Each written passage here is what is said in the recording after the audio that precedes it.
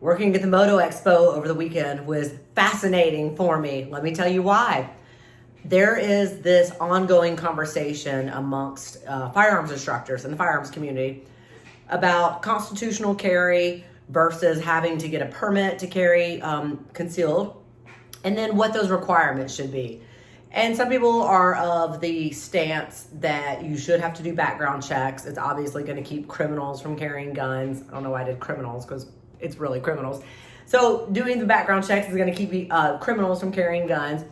And that by having a standard of education, that there is a certain threshold people are meeting in order to carry that firearm, assuming they're going to be doing it competently and safely based on that training.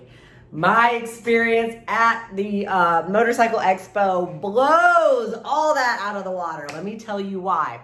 First off, as a concealed carry instructor in the state of Colorado, there is no standard of education. It simply states that you have to take a firearms safety course.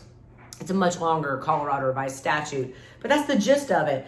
There are no parameters set forth to what has to be taught in that class specifically, no set amount of range time, no qualification test I have to give, nothing you have to prove to me other than you're competent and safe with the firearm. That's kind of up to me to decide what that means.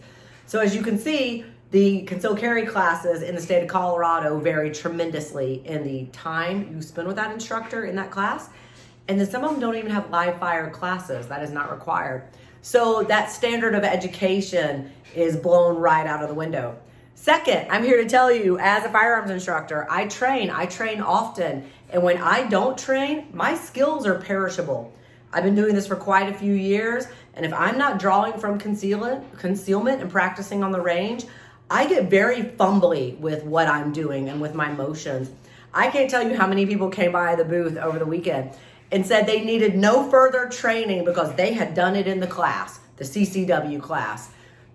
That's terrifying. Okay, so the one and only time you shot your gun, which probably wasn't from a holstered position, because I really don't know any CCW instructor in Colorado that does a holstered shooting position, because there's no qualification to come into that class.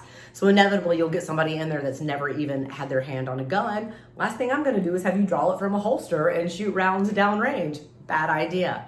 So the overwhelming majority of people told me they needed no further education because they had taken the CCW class. They did not need level 2 or level 3, where you go in front of the fire line, draw from your holster, and move and engage targets. Terrifying, right?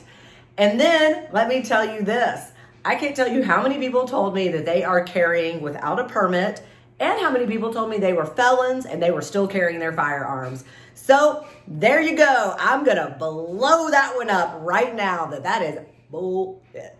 Okay? So I am a huge proponent of constitutional carry at this point in time, because what I learned over the weekend is, number one, people are not going to train. And if you set forth a training guideline, they are going to assume that that is all they need to be competent and safe, because they checked that box that was set forth by the state of whatever. And two, people are going to carry their firearms legally or illegally if that's what they want to do.